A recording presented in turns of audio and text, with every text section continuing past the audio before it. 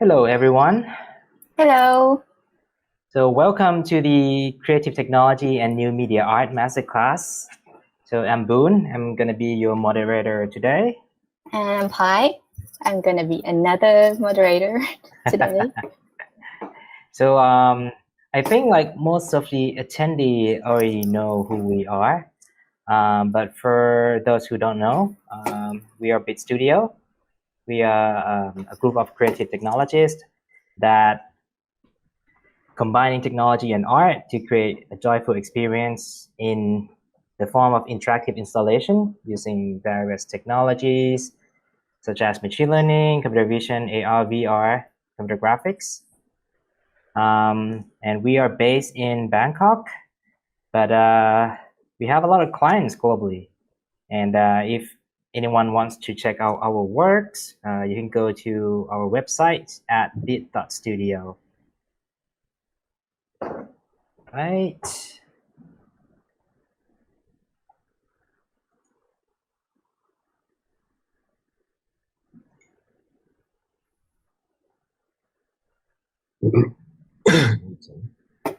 One second.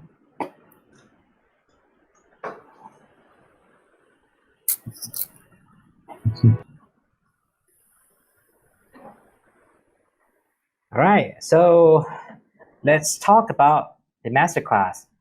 Again, I think like majority of people who joining today's YouTube live already know what the class is. But for those who don't know, this class is a series of talks related to art, design, and technology. And the talks aim to develop talents who are interested in creative technology and new media art by learning from the world's best. We will try to have an online event like this every month. We missed, for the past few months, we missed the classes due to the COVID and other causes, but we try to keep it monthly. And also thank you, the House of Digital Academy by True Digital Part for supporting us. And here's the today's schedule. So we will have our speaker give the talk for 40 to 60 minutes. And then we will have Q&A session and introducing the upcoming speaker for the next class. During the talk, feel free to use Google form that we will show the link and submit any question so that our speaker can answer them during the Q&A session.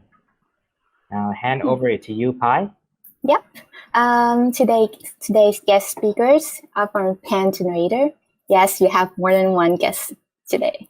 But before we meet our guest, let me introduce a little about panGenerator. So panGenerator was founded in 2010, and it is a new media art design studio based in Warsaw, Poland. They have been creating unique interactive installations which explore the new means of creative expression and interaction with the audience. Their project blurred the line between art, design, and engineering, and they created audience engaging, dynamic, and tangible experience. And I'm pretty sure that you'll be fascinated by the talk today. So now let's welcome our guest speakers, the co-founders of panGenerator, Jacob, Christoph, and Christoph. Hi. Thank you for joining us. Yeah, thanks for inviting us. Pleasure to share our story with you and the audience. So we're pretty excited to share some of our projects and hopefully some insights behind them, because we kind of expect the audience might be interested in like backstage, let's say, of our projects and how they actually came to be, and what were challenges that we kind of needed to solve to make them a reality. So yeah, so thanks for the introduction, and I'm gonna just launch the presentation. Yeah, so actually, I mean, like today there's like 3 of us, but like actually there were like 4 original members and co-founders of the panGenerator back in like 2010. The other one is like Piotr, which is not here at the moment, but he's still like part of panGenerator, although like he's like nowadays like loosely connected with us than it was back then. Yeah, and as you mentioned, we kind of like what's kind of characterizes our collective is this particular link between the world of bits and atoms, right? So we try to join those two worlds, like this ephemeric digital one with the physical, with kind of like, you know, new media technologies, and we use the new technologies. Sorry, I'm just yeah. Actually, we just received like a box with like new PCBs for our new project. So like, you know, it's like, yeah. Sorry for the interruption, but that's regarding the atoms here. Like some atoms arrived, let's say, new PCB boards for our upcoming project. Yeah. So so it's live, you know. It's like not pre-recorded thing, as you can see. Yeah, and we've been, you know, we've been around the world, let's say, with our projects. We've been showing our installations, and we're doing the talks and making commission artworks all over the world, actually. And we kind of like received some awards thanks to our projects.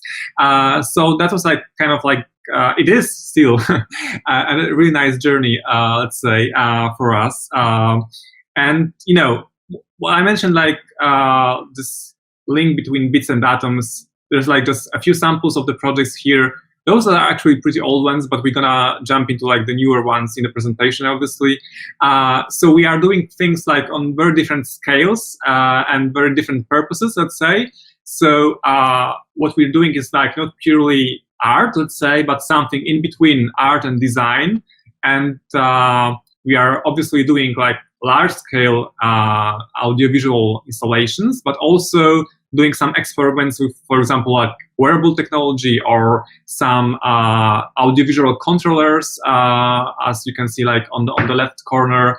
It's called the Decaudion. That was actually one of our first projects.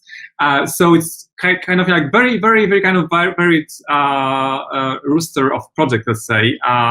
But all of them, almost all of them, are linked by this like notion of trying to bring physical and digital together, and or blur the boundary between them. And basically also creating some ways of for other people to be able to express themselves in a novel ways. So we kind of create a new ways of artistic expression, let's say. But also we're doing commission works for like museums, for example, and galleries, etc., and various institutions of culture. And then we are like also playing a role of designers. So we are trying to, for example, convey some stories, doing some storytelling through technological means.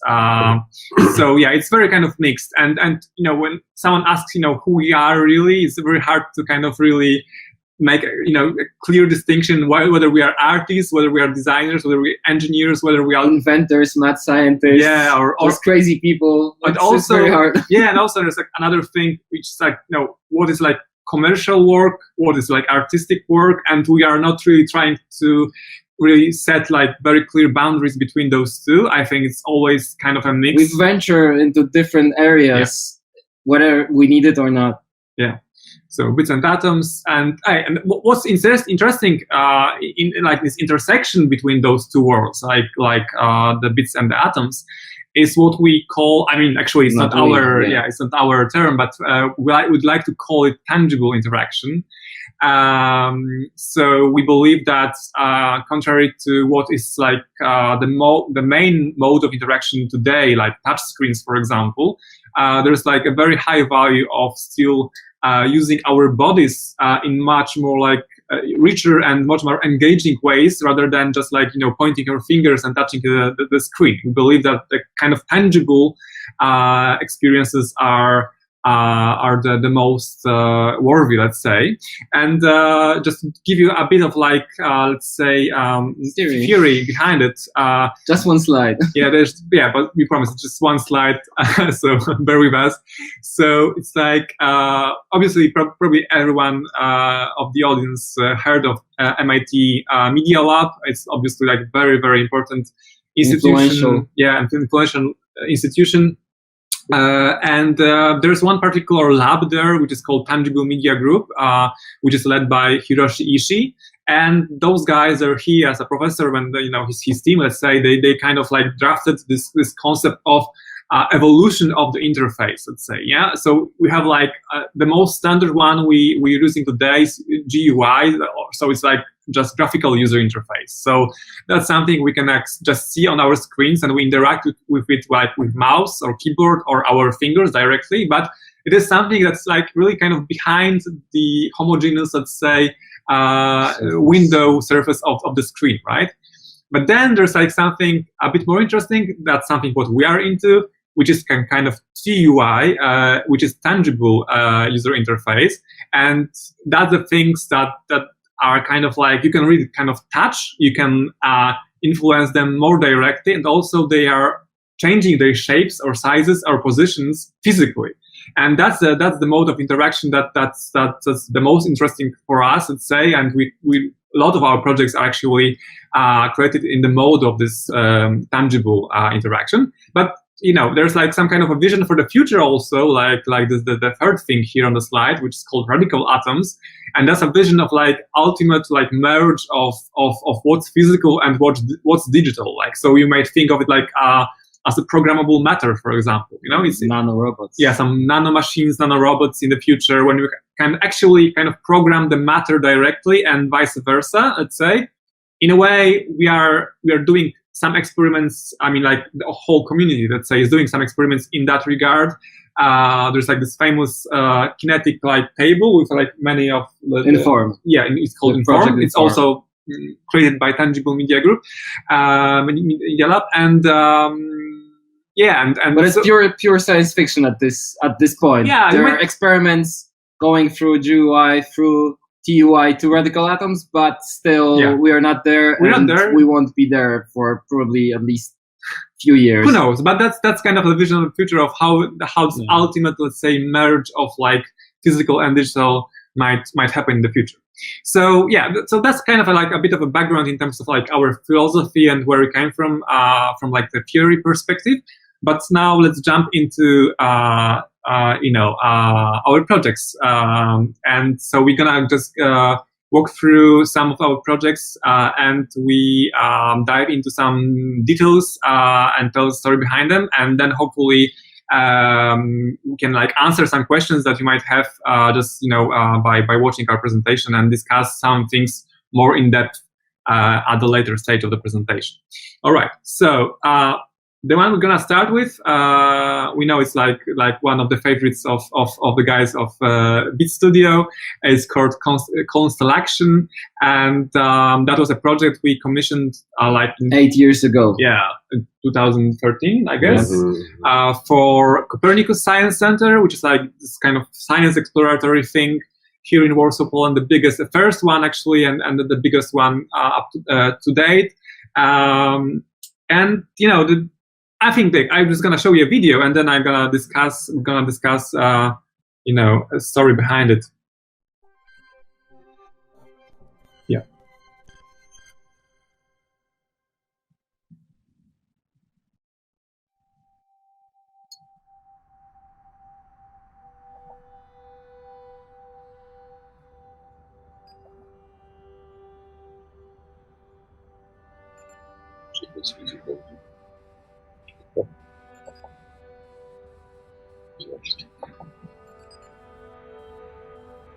Yeah, so hopefully you can hear me over the audio from the video. So what you can see is like an installation based on just like 400 independent modules, let's say. And each of the modules is pretty simple in terms of like, the technology inside it, and also the interaction on the level of the module, because each of those, let's say, pyramids or like tetrahedrons, if you will. They are equipped with a source of light and also very simple light detectors, photoresistors inside. And the way they work is like when they detect sudden change in lighting around them, they also blink, but with some delay. And this delay is crucial to give this kind of like light domino or light wave effect that you can see on the video. And we created this installation in this way. First of all, because we were kind of tired by the installations that are having like central control. We also had like a pretty bad experience with the previous installation where actually our laptop was drowned. Because we were doing an installation at a music festival that was held in a tent, and suddenly there was a storm outside, and we didn't think that the rain will get inside, but it did, and there was gigantic pools of water, and it happened that the laptop was in one of them. Yeah, so we thought that we might want to do something different in a way that's there's gonna be like central control, but rather we create something which, if any of the elements fail, it's not gonna destroy the whole effect. So that was more like our technological, let's say, point to create this installation in this particular way. But another thing was that the festival organized by this Copernicus Science Center, the main theme was like power to the people and all like the grassroots movements, stuff like that. So we thought that's a perfect match for doing an experiment with like emergent interaction and doing like something with independent modules and without like any central machine or any central control. So we basically created a playground for the people. And what is like very interesting and what was very, very rewarding for us was like observing like few layers of interaction building up here, right? So I mentioned that there's like this basic, very, very simple interaction between the elements, like just blink when you detect a blink around you. But then obviously people are free to arrange them, the elements freely. So there's like this human and installation interaction here. But then at the third level, there's like interaction between people, because people are gathering together and they are basically like just playing in one huge sandbox, for adults. And that created, very kind of, let's say, magical and rewarding moment observing people who are like just strangers to themselves, but they are gathered together around this very abstract way of like thinking and playing in artful way. And that's I think that's a very important thing that we can create and give to the society, is like creating these moments of connection, like the spontaneous connection, which is like, I guess, getting more and more complicated in today's world, when we are kind of like everyone's sitting inside bubble and we are not really that freely talking with each other spontaneously in open public spaces. So I think that was like very, very, very important element of this project. On a technical point of view, also we decided there's like very, very simple chip called ATtiny. ATtiny. I think it was quite time ago, but I think it was ATtiny 43 or something like that. The cheapest one we could find didn't even have Arduino bootloader, so I think we used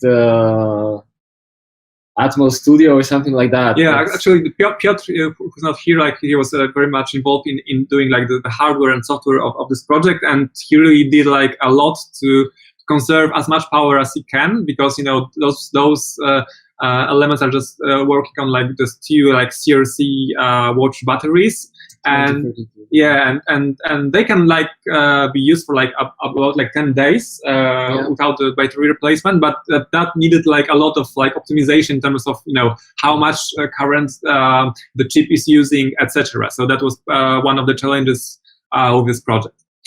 Right. So let's go to another one. And here's like totally different thing. As I said, like our projects are very, very much varied in terms of like the mediums we actually use and the mode of interaction, the size and form, So that one called Hash to Ash, that's an installation we did for Ethnographic Museum here in Warsaw. and that was originally created for an exhibition about like teenage culture, teenagers mostly. So we just felt that, you know, one of the most important things for like the teenage culture nowadays is like selfies and you know the whole let's say selfie culture around.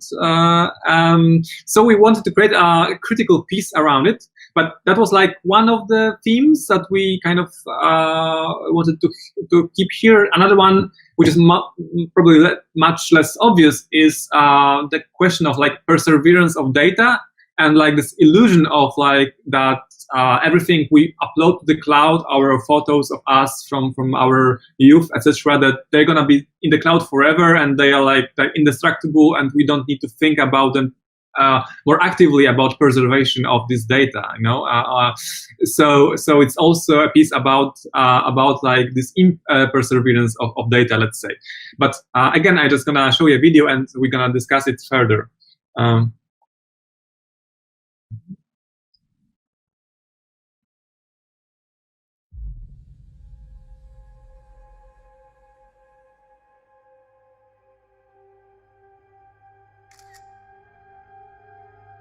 Yeah, so here the interaction is pretty simple. We just like enter the mobile website where you can like upload your selfie, and that selfie appears on the screen, and then kind of magically, first of all, it dissolves, it falls apart on the screen, but then again, connecting bits and atoms, there's like real gravel that's falling down, you know, from behind the screen, just at the very edge in a, you know, synchronized fashion. So we actually kind of synchronizing the flow of the particles on the screen with the flow of like real gravel that falls down, and that kind of, you know, gives you this story and this experience of, you know, yourself turning into dust, and you know it might probably hopefully put you in a reflect on you know how we are actually treating the selfies, and also what might happen with the photos that you're taking of yourself in the future, where, for example, there's going to be like some technological crash, right? Because the quote at the beginning was from like Vince Cerf, which was one of the, I think was former vice president, yeah, of Google, and he actually said that encouraged people actually to print out their photos and to preserve them in a physical way. And when you hear something that from the guy from the Google, you might get concerned that, yeah, this cloud, okay, we have Google right now, but who knows what's going to happen in 50 years, for example, you know? It might happen that there's going to be like some kind of, let's say, digital warfare going on, or some, I don't know, very nasty virus or other cataclysm, and suddenly we all might lose all the recordings of our past, for example, and we would have like nothing to show to our children, and you know it's gonna be a probably quite kind of catastrophic thing, where we just kind of lose the digital memories of ourselves. So that's what this piece is about, and yeah, also getting more into the inner workings of this thing.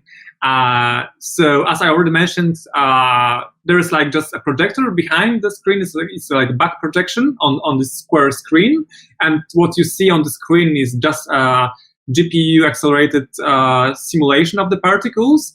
But what you can see on the pictures here, unfortunately, is that behind the screen there's like diagonally situated container with the real gravel, and there are like 10 servos opening and closing like the valves, the flaps, that are releasing more or less of the gravel that falls down.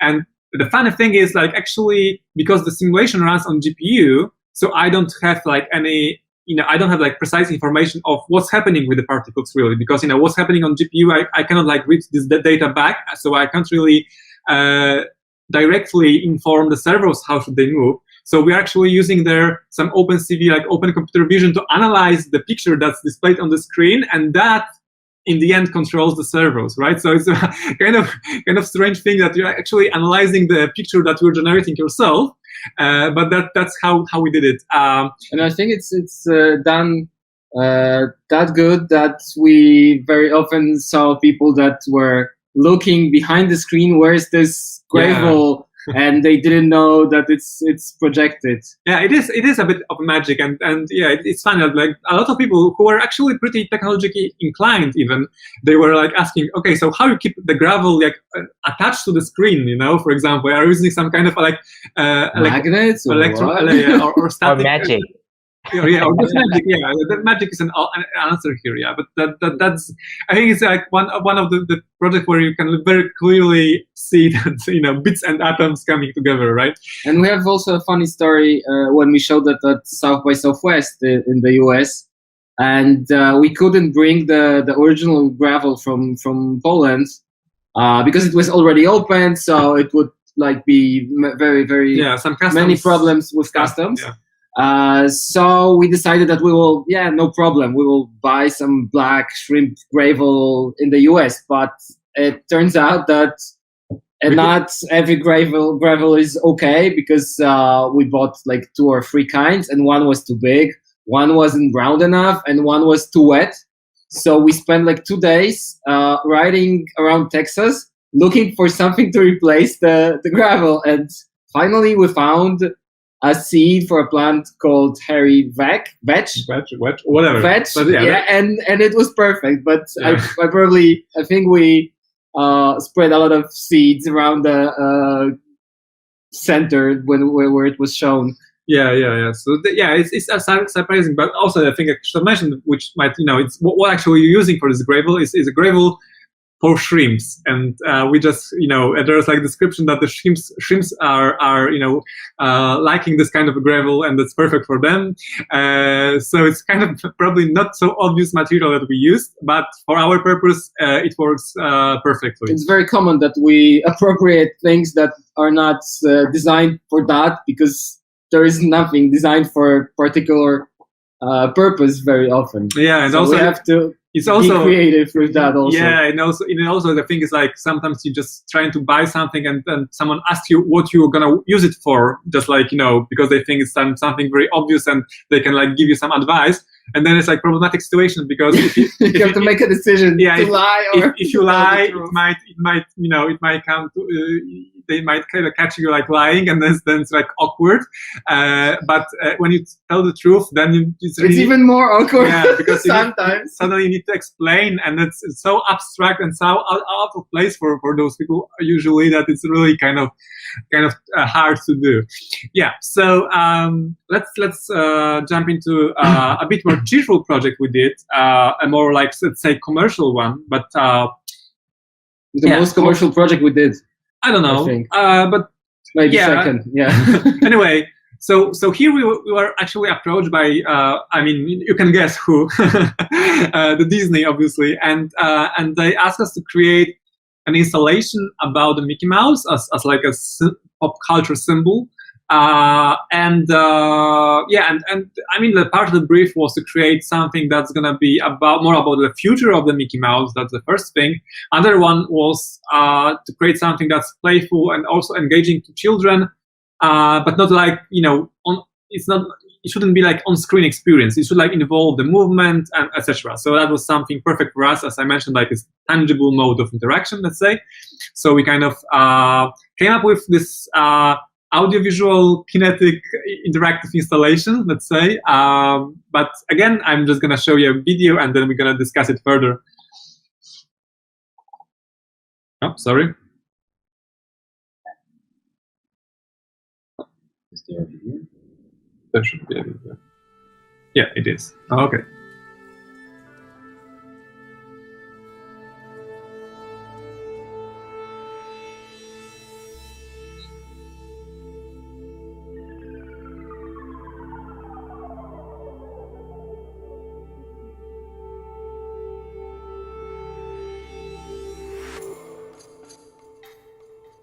Yeah, so the sculpture actually records the sounds from the environment, so the children might do whatever noises they want through whatever means they choose. So Mickey Fan actually samples the sounds from the surrounding and then builds like musically correct, let's say, rhythms and sequences out of those samples. So the children might create very kind of noisy things, but still it's gonna be kind of reassembled in something that kind of, it's kind of like musical, let's say.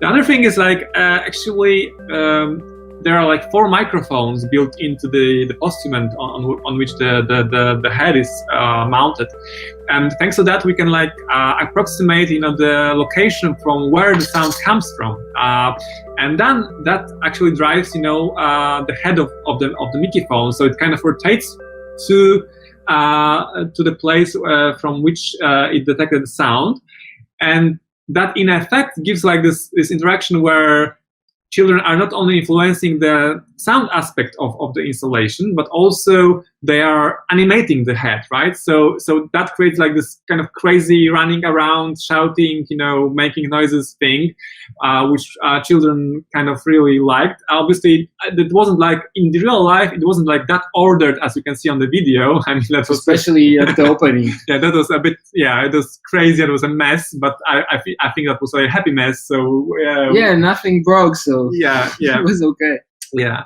So yeah, and also another thing that you've seen was obviously this LED display behind, which is using some NeoPixels there, addressable RGB LEDs, which are also, the visuals are synchronized with the sounds that Mickey Phone produced. And that was a very nice collaboration for us in terms of like, because I mentioned like we're trying not to make this very clear distinction between what's commercial and what's artistic. And here, like the Disney really was playing a role of like the not merchant, no, but it's like a patron. Yeah, like a patron, of art, let's say. If you think about it, most of the art that we consider nowadays being like classical and then very high art, they were actually like commercial pieces created for the church, for example, or for like some wealthy people, and so it's not much different nowadays when you're creating something for the corporation, for example. I mean, it is under assumption that they treat you as an artist, so they give you like as much of artistic freedom as they could, right? So and this was such a case because they did do something in your style about Mickey Mouse. Yeah, that was more or less the brief. So we showed them the renders, the initial idea, and they said, yeah, that's what we want. And miraculously, the final piece looked almost exactly like the even better, I guess. Like the renders. Yeah, it was amazing that you see this piece that was rendered in a software then materialized, and the difference between those were like minimal. Yeah, sure. So all right, let's go further. So then something on the opposite spectrum, let's say, of cheerfulness. That's a kind of like heavy installation also, because like the medium is kind of heavy and it's like steel, etc. I mean, that was an installation that we created for the Warsaw Uprising Museum here in Warsaw, Poland. I mean, Warsaw Uprising was one of the very important, like, say, events in the World War II history in Poland here, and a very, very tragic event, let's say. So there's like a whole museum devoted to that, and because that was like some kind of anniversary of what? I think it was 70th anniversary of ending of the war. And also like the anniversary of the Warsaw Uprising, we were asked to create an installation about this event, and we decided that we want to create something that's going to speak through the numbers, rather than through images, rather just like catching you like the statements of the people who kind of survive, etc. in a classic way. We just want to allow the numbers to speak for themselves, right? But to make it like in a more like impactful way, in a more like engaging, impactful way, we kind of decided that we want to use like very untypical medium to display those numbers, and we actually use like empty bullet shells as a medium that from AK-47. Yeah, that's forming the numbers that you see on the screen. Again, I'm gonna play the video shortly, and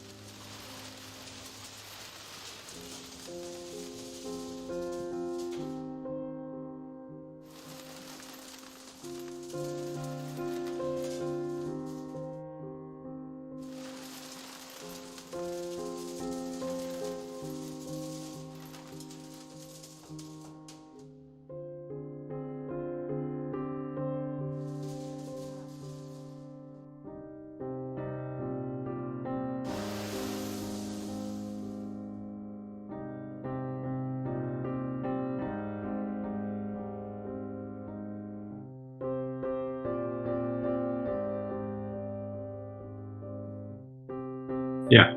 So how we did it.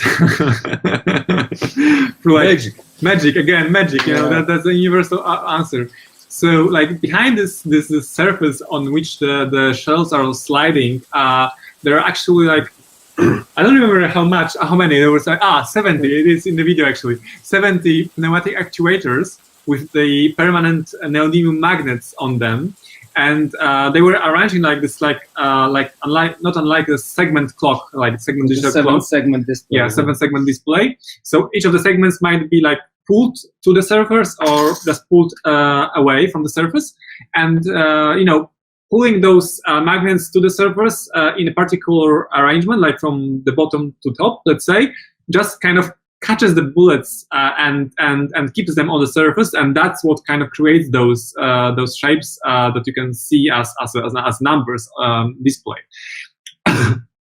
And then obviously, when you just detach all the magnets from the surface, everything kind of just falls down, and the sound actually was pretty important aspect of this installation, because like intense. Yeah, because that was like very intense noise of those like shells just falling, to the metal container at the bottom, let's say, and the sound was so intense that actually some of the staff of the museum they actually at some moment they kind of tried to sabotage our installation, just because they had to spend the whole day with this ramble all the time. Yeah, I mean, like, from the perspective of like the audience, like someone who's coming to the museum and just spending the like few minutes, I think it worked perfectly. But from the point of view of the staff, that's guides and stuff. Yeah, there for like whole day, that was probably just a bit of an overkill. Actually, we were trying to dampen the noise a bit, like just putting some rubber inside this container, whatever. But still, it was pretty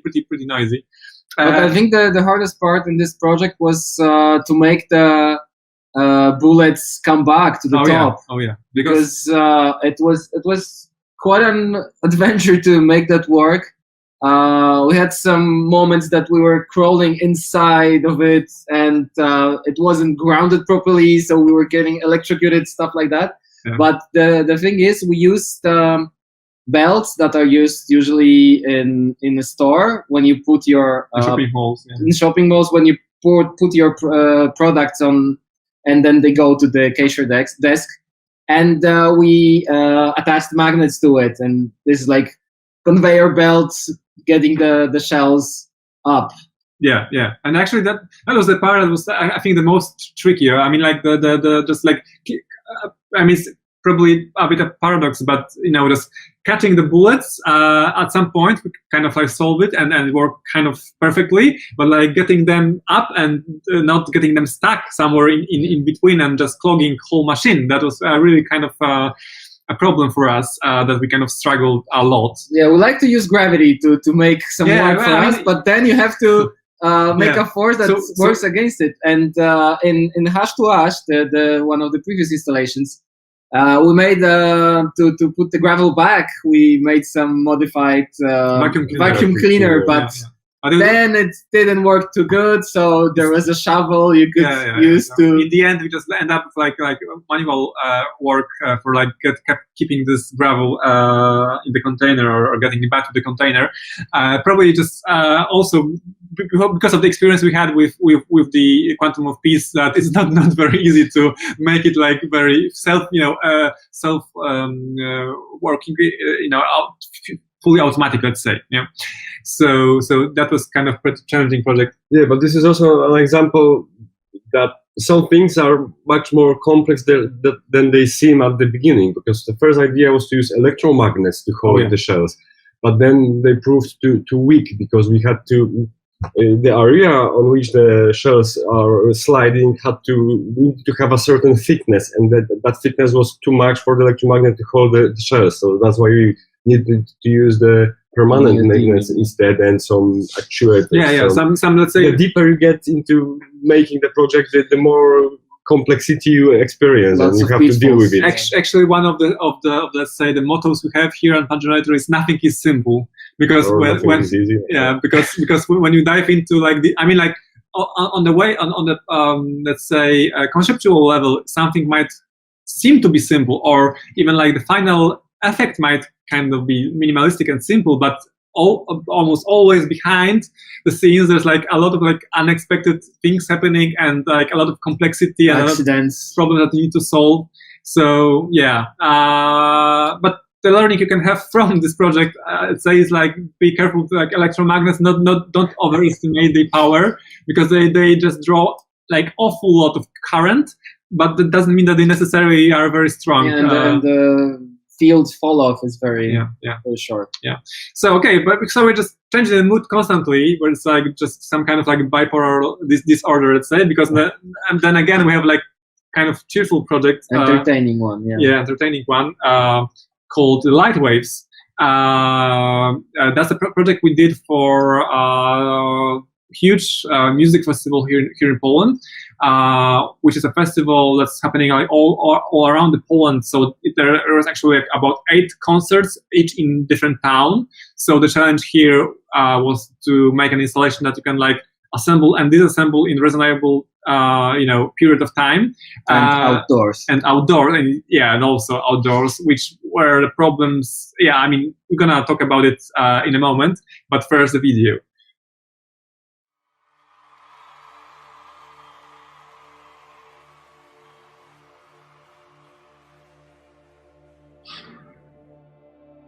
Te emocje.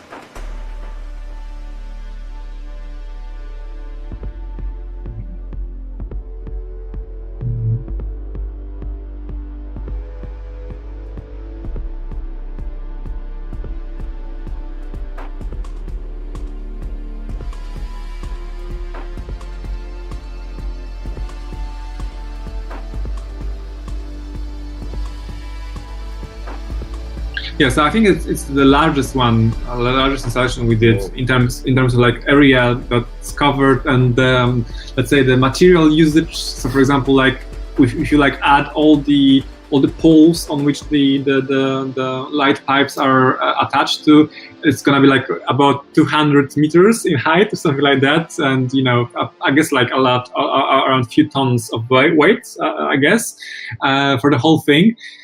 So yeah, that was a challenge. I mean, it was in some way the most challenging project we did, I guess. And I think the biggest we will ever do.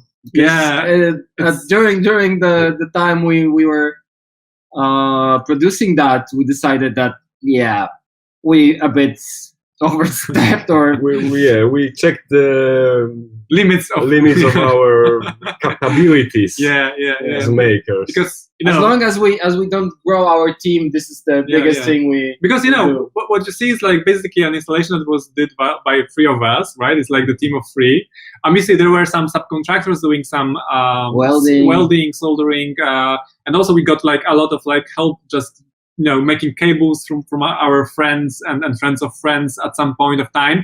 But that was pretty challenging project. It would be probably easier if we would use some off-the-shelf components, but then they're too expensive. So expensive that it wouldn't be possible. Yeah, it might be worth to note that almost everything here is like custom made. So for example, those light pipes, they were just built from scratch. I mean, like the strips inside them, like this adjustable LED strips, obviously we bought them, but creating the pipes from them with different lengths, for example, and custom, let's say, connectors that you can like attach to the poles. There's like a lot happening there that you can see on the video. But I'm gonna show you one thing that might, ignite your imagination. So that's this is the power supply for the whole thing. No, the control unit. And actually. also Power the supply and the control unit. So you can see like behind is like apparent, let's say, simplicity, which is like just one like floating dot in the sky and like some very neatly arranged lines shining. There's like a lot of stuff happening that most of the people won't ever see. And we had to like assemble it and disassemble it 8 times for like every weekend for 2 months. Sometimes like in the night when it was raining. So yeah, I mean that was never again. Yeah, and after that we kind of probably pretty firmly like agreed that we won't do outdoor piece ever again, because it's like it's totally different level of complexity and things that might go wrong. I mean, it worked pretty well for the most time, but unfortunately, for example, some moisture, some rain would actually occasionally making some of the lines not working properly. It wasn't like catastrophic, but still it wasn't so bad. So it was a bit of like let's say stressful for us. So also from like technical point of view, like there's obviously like the projection which is synchronized with what's happening on LEDs, and inside the drums that were actually driving the whole thing, because it was interactive experience. So people drumming on the drums actually created this waves of light and then the reaction on the balloon.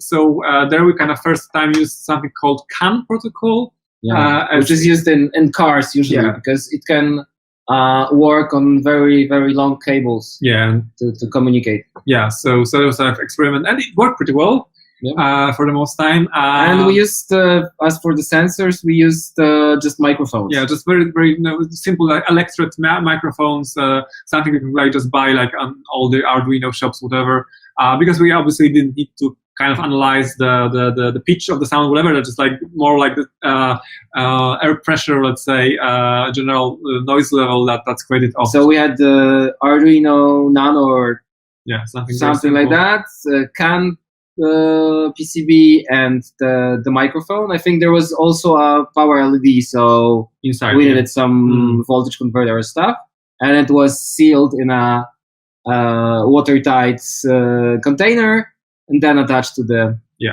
drum. Yeah. All right. So the next one. This one is certainly again different mood totally. Less colorful than the previous one, but also about the music and the sound. And what is kind of important here, we've been approached by the cultural institution Poland, who wanted to tell the story about something called Polish Radio Experimental Studio, which was like one of the pioneering studios at the time. It was like around 50s, and they were doing electroacoustic music. And electroacoustic music is a music before the age of computers, let's say, before the age of like digital samplers or whatever.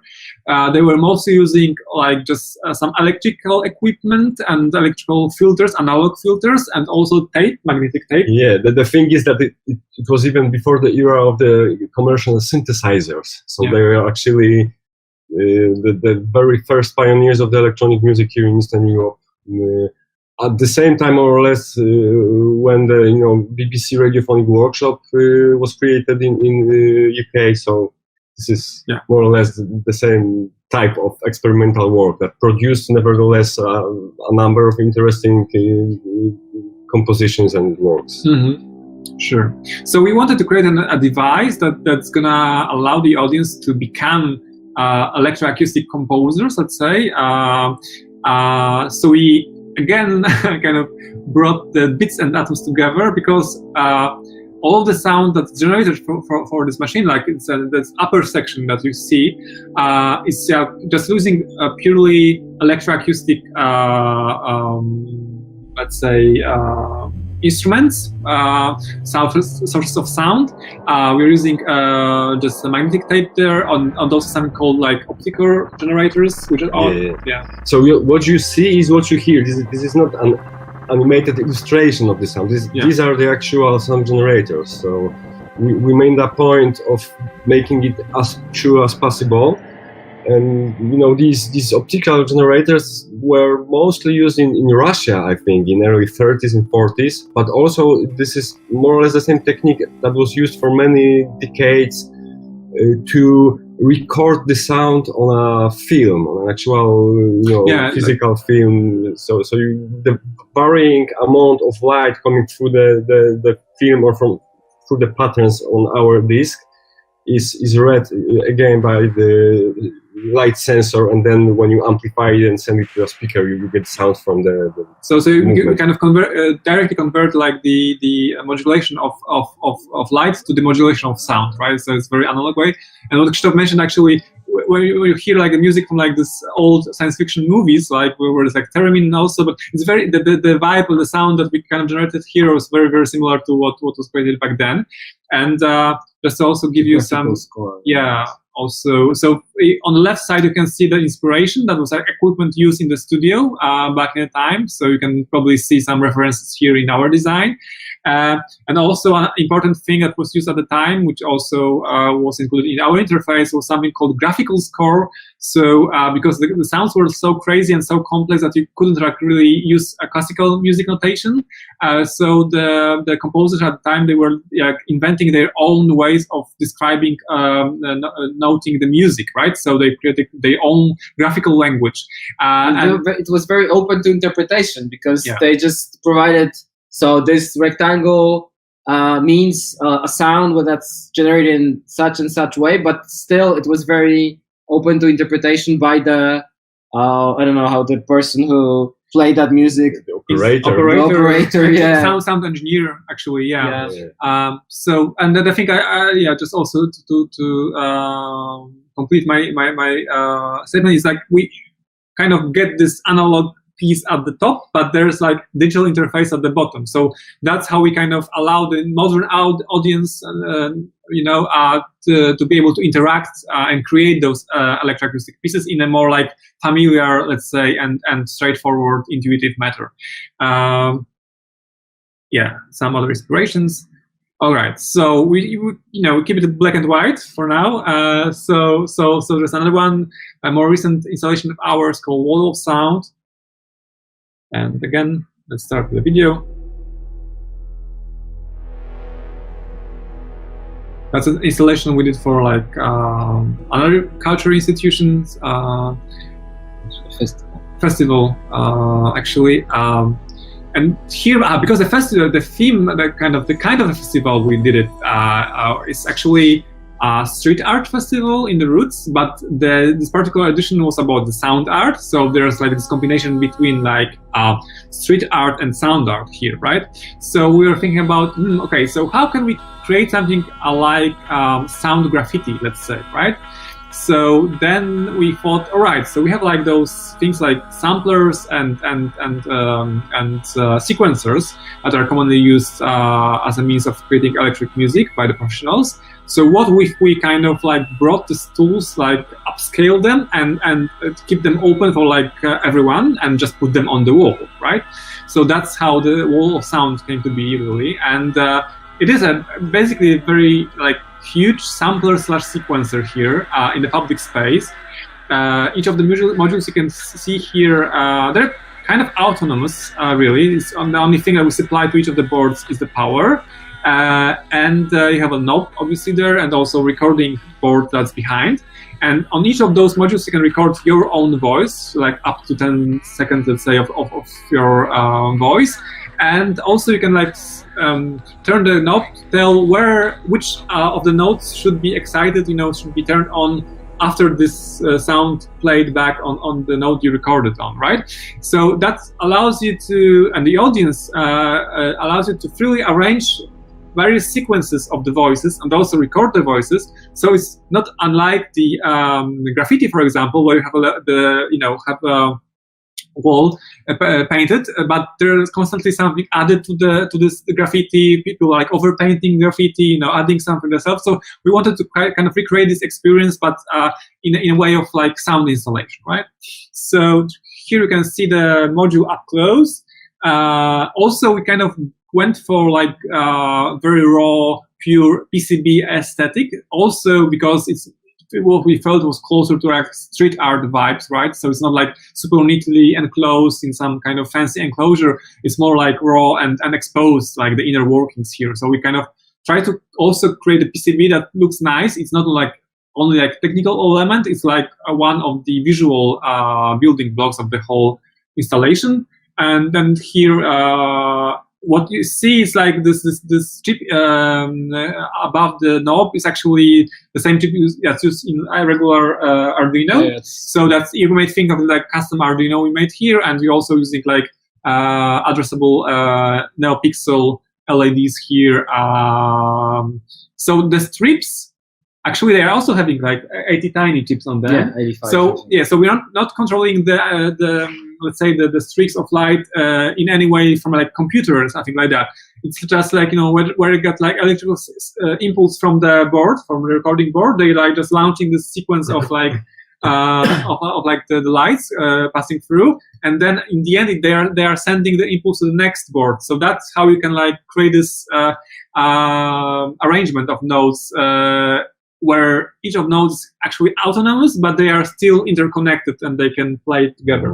So the funny part was that the building in which we assembled the installation, it also holds the computer museum. So some guys from the museum came to see how we assembled the thing, and they were peeking behind the wall. Searching for a computer. They were just completely certain that there is some massive computer standing there controlling the whole thing. The only thing that was behind the wall was the power supply. Yeah, like 3 or 4. 3 of them, yeah. Small. So they were like, oh, how come? Magic again. Magic again. Right. Okay, so still black and white and still about sound. The most magical one, I think. Yeah. Hopefully you can watch this video like natively, maybe on Vimeo, because I think it's one of the best videos we did. But I'm gonna play it again here. So that's an installation we did for Philharmonics in one of the towns in Poland for the festival again, and we actually adapted the spiral staircase that they got there, very kind of iconic for the building, and basically turned that into sort of a huge instrument that's rearranging, remixing, and transforming human voices. And so like the entry point of the installation is like this microphone, which is also a place where you can like drop the ball. And after the recording is complete, the ball is released. I mean, they're just like plain plastic balls that you can find in there. They're just designed to be used in those pools for kids with plastic balls. Yeah. Those are exactly that, but black. Yeah, but obviously chose the black ones here. Golf kids. Yeah. So there's like nothing recorded actually on the ball. The ball only kind of symbolizes your voice, you know, falling down the staircase. But you know, the whole setup is pretty kind of unique in a way, because first of all, on the road, let's say, of the ball, track, there are like certain intervals. There are like gates, and maybe I can show you like here. You can see it up close better. So there are like gates with like just like photocells there actually. So when the ball passes through the photocell, it detects that event, and there are radio modules. There were like about 30 of those, and they are just sending, you know, the information about when the ball passed through the gate, and also what was the speed of the ball, and then that kind of goes to the main computer at the top, and the computer, using this information, this kind of interpolated information about the ball position and speed, to actually transform the voice through like pure data patch there. Yeah. But also the lights that you see, I think each of the each of the gate had this sensor that we measured time between when the ball entered and when the ball went through. So we calculated on a very, very stupid processor, which was also 80 tiny, the speed with which the light fading should move. Yeah. And we did a lot of experiments, but it turned out very, very well. And the lights are not controlled globally. The sound is controlled on the main computer, and then the rest is on the stupid board. And you can see like our first experiments actually like assemble the ball track, which also wasn't like that obvious. It's one floor of the Philharmonics. Which we recreated in our workshop, of course, without the stairs. But the track is made from aluminium wire that is 3 millimeters in diameter, and I think we bought about 75% of the stock of this kind of wire in whole Poland. Yeah. So we still have it. Yeah. I mean, I think we're not using this in our newest project. I mean, we used for prototype. Yeah, we used to. we still got this wire. The funny thing was also that we, in order to send it to the remote city in which was 500 kilometers from here, we had to, how do you call it? Wind the wire, and then when you unwind it was of course unwound it was of course angled, curved. So we had to came up with a device to straighten the wire again. After transportation. Yes, but I think it was like 20 times cheaper to send the wire wound versus the straight 3 meter. So every point you have like this surprises that you need things you need to solve, which are kind of not that obvious, but they're kind of, they seem like very rudimentary, let's say, but still like there's a lot of problems you need to creatively approach. Also, we set it up, all the track and all the stuff, in about 6 days, I believe.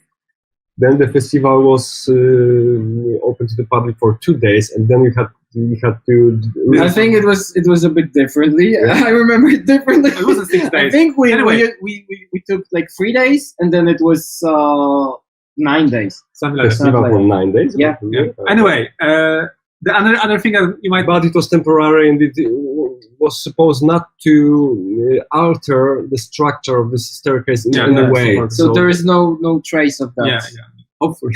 Ever existing. Anyway, so another thing maybe worth to mention is that to actually make the video like this, like falling down through the well, down the well, let's say, we actually built our custom GoPro rig, which was like just falling down on the wires. Nobody wanted to fly a drone inside this staircase. It was like 2.5 meters in diameter. So in the end, we just constructed our own custom like wire GoPro rig to get like the shots of like just falling through the wall. And the motors were not enough to bring it back up, so it was only going down, and then we had to manually pull this up. But anyway, it worked. I mean, for the purpose it was created to. Yeah. So another one, it's like the one of the most recent projects. It's called Shimmering Pulse. Actually, Shimmering Pulse of Shenzhen, and that's an installation we did for Tencent on the Shenzhen airport. And again, the video.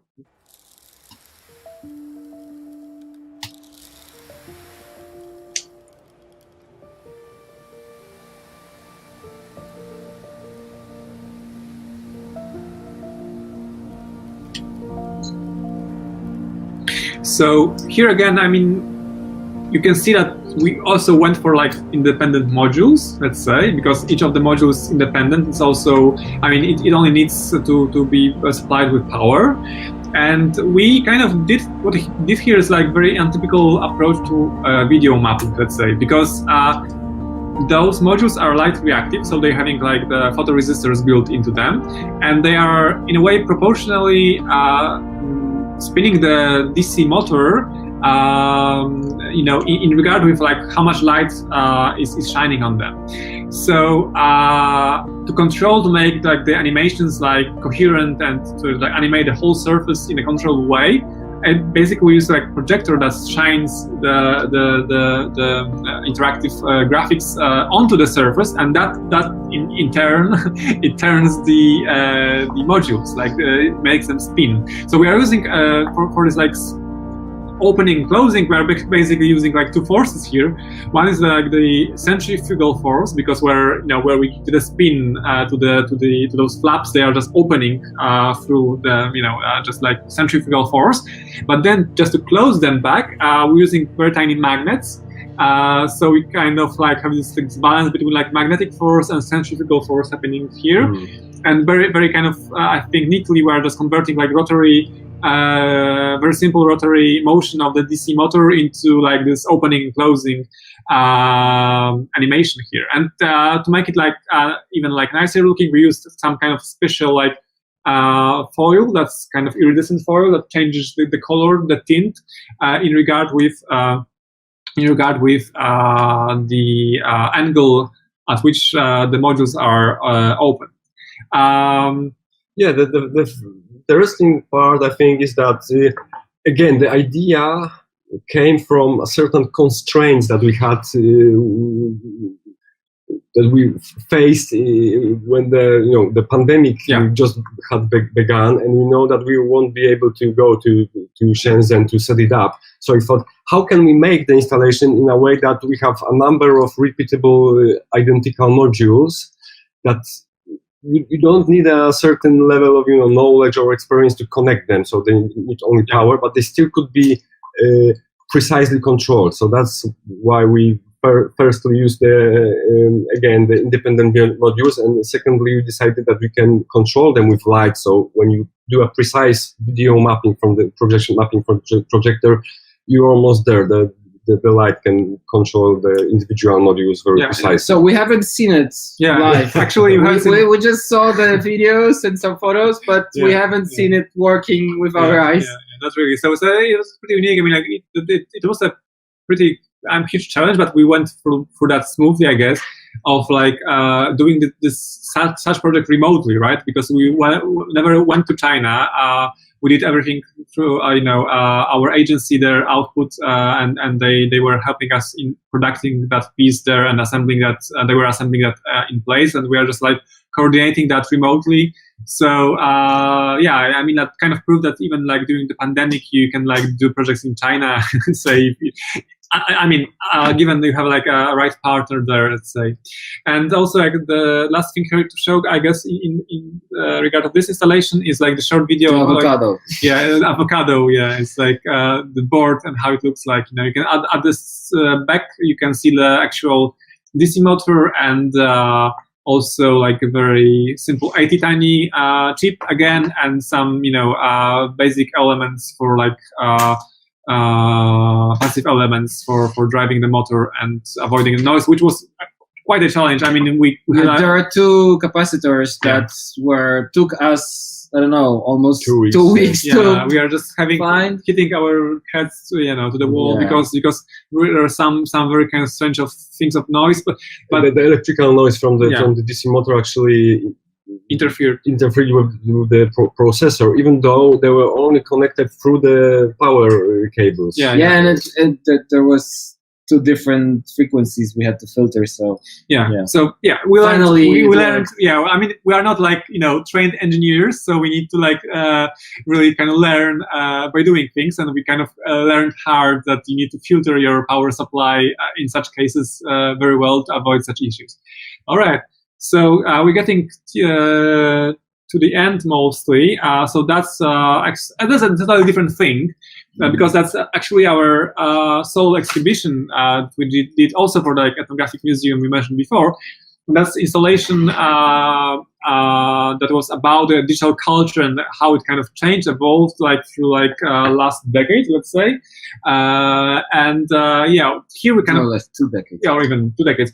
Here we're kind of like critically, showing some of the aspects of this digital culture, but also again through physical means. So we kind of pulling these digital things into like physical realm and allow the audience to confront with those aspects in a more tangible and hopefully more engaging way. So there are like just a few pieces here. Some of them are remakes of our previous works. Some are like pretty new, like this Kneeler you can see. That was an installation about like the infinite scroll and how we kind of like devoting ourselves to and our attention as a way of like to digital corporations. And this one is kind of funny, I guess, because it's an installation about the progress bars, which are kind of everywhere. But this one is like kind of playing and messing with you because there's like camera built in, and then a very simple like board with basic face tracking and recognition. It's not that basic. I mean, but use AI and stuff. It is, but it's very tiny. Anyway, so the bar is scrolling constantly unless you look at it. When you start to look at it, it stops. So it's about this notion of like the progress bar. This magical thinking that if you look at the progress bar, it will move faster. this one doesn't. Yeah. So, and here you can see like the triptych, let's say like the three is about like, it's called like anticipation, the whole series. So we're playing with some icons that are connected with like waiting and the computer doing its thing, and how you kind of related to that. So like this kind of hourglass, yeah, it's like hope, but it's like rainbow spin was called fury, for example, because we know what it brings to the table. Here again, it's like hash to hash, and here obviously we kind of more focused on this aspect of why that's why it's called memory in this context, about like the perseverance or like imperseverance, let's say, of digital data. So that one we discussed already.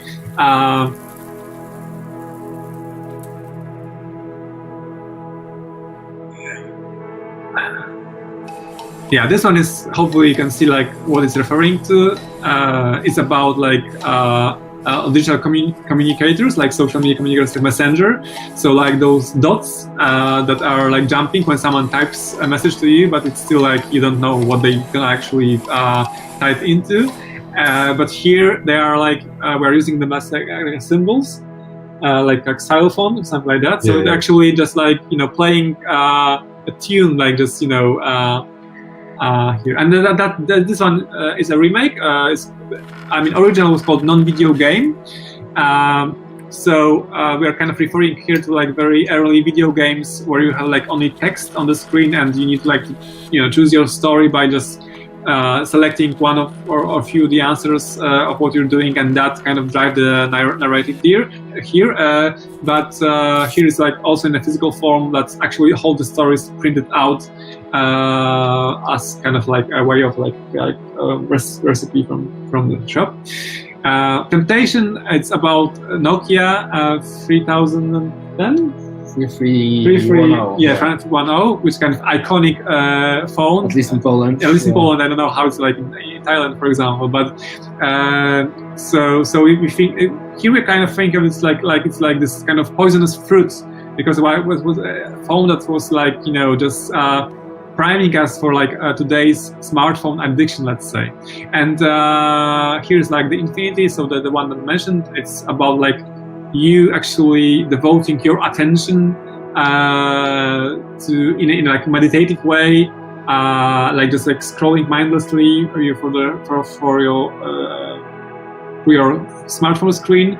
So here it's obviously just very kind of exaggerated way of like this meditation of even like kind of a prayer that you like just scrolling through like infinite feed of like abstract images, and you can do this forever because you can in this installation you can only do it one way. Yeah, you cannot go back. Scroll it up. But paradoxically, it's really addicting, even though it doesn't mean anything. Yeah. Because that's I already said actually, Krzysztof, that we just kind of started to manage scrolling a computer screen, even like just closing it a bit, and we then thought, okay, it's like very kind of abstract experience. It's not really, you don't really read what's on the screen. It's more like this streaks of light, passing through your eyes. The fact that each time something new will appear, so something unexpected. So this is what drives you to continue.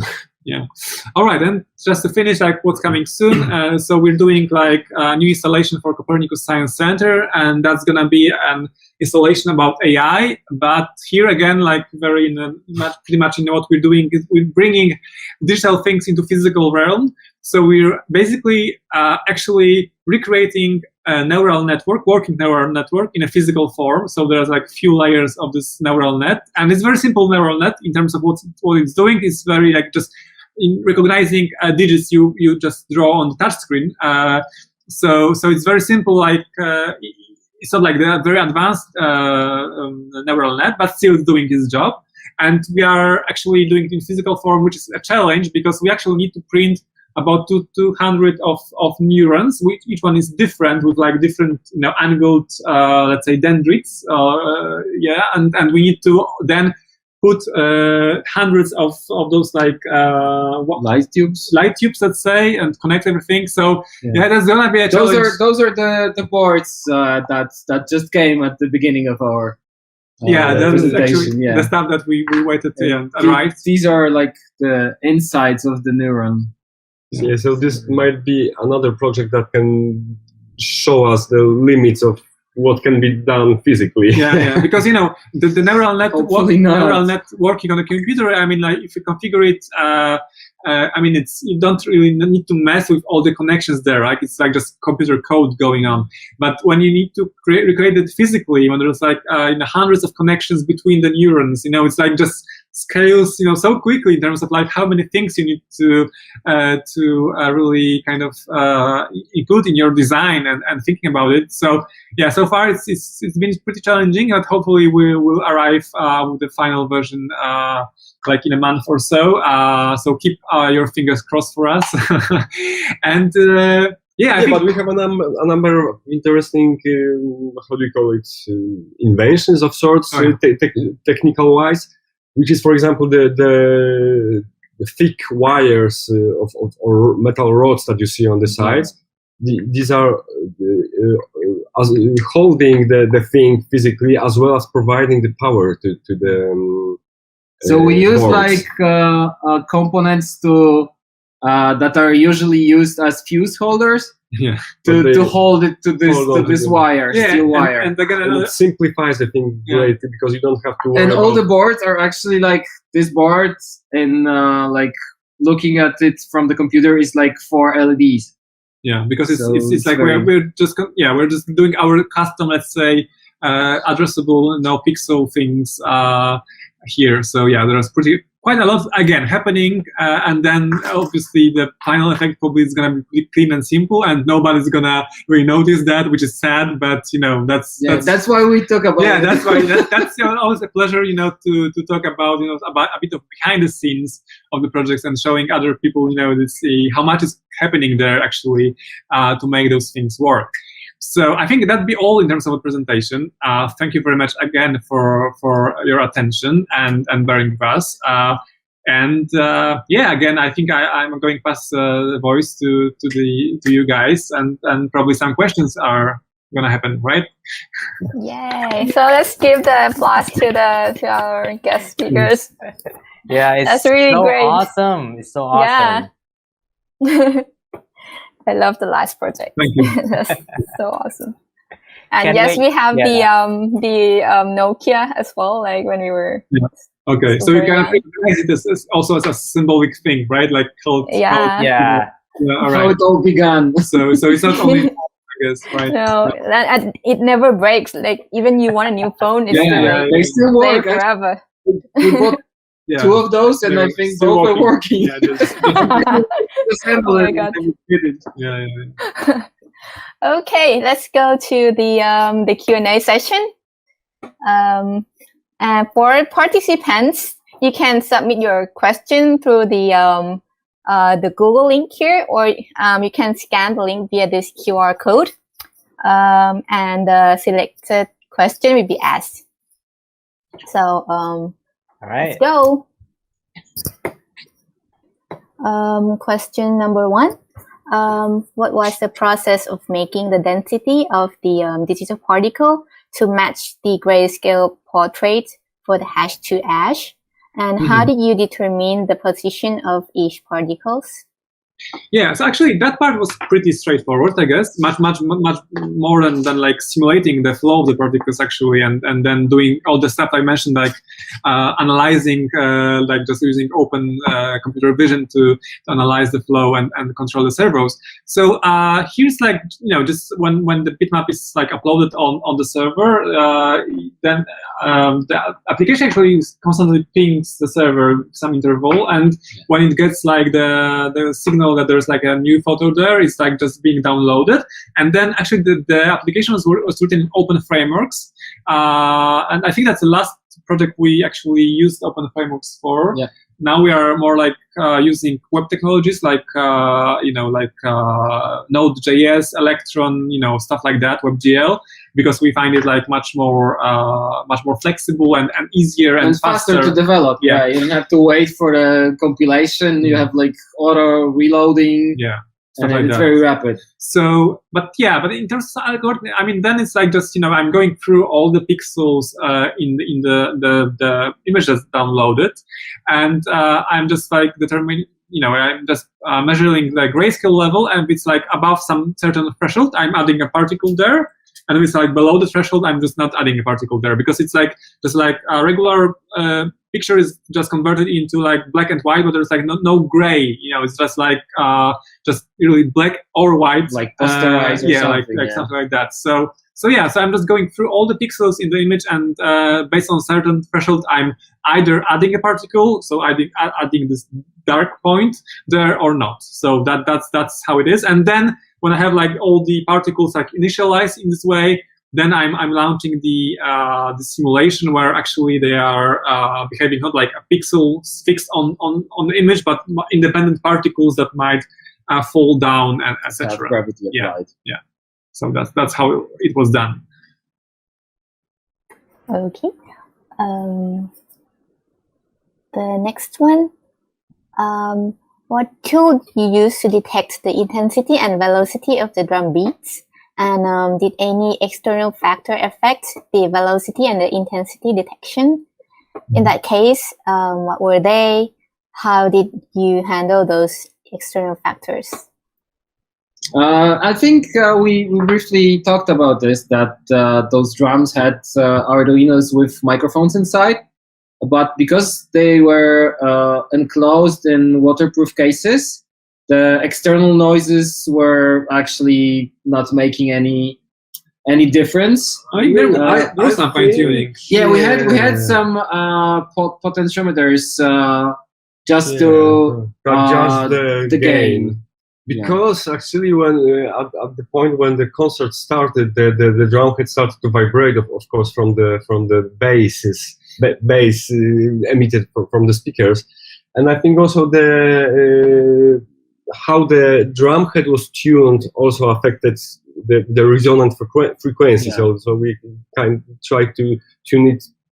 Find a balance between the reactivity of the drum and sensitivity to not to detect the external ones. But two factors: the gain of the microphone and the tuning of the drum head. But actually, we were we were using this sound level. What was detected by the microphones to animate those waves of light faster or slower. There was some correlation between that, but it wasn't. I think we were sending this information through the CAN protocol to the main Arduino, and then through serial it was fed to processing, and then everything else was calculated. Yeah, because probably counterintuitively, the signal that was controlling the light waves was actually sent from the balloon to the front. So we like from the back to the front. So the signal was not. Maybe it looks like it's sent directly from the drums to the light waves, but it's actually the other way around. Yeah. The controller was by the balloon.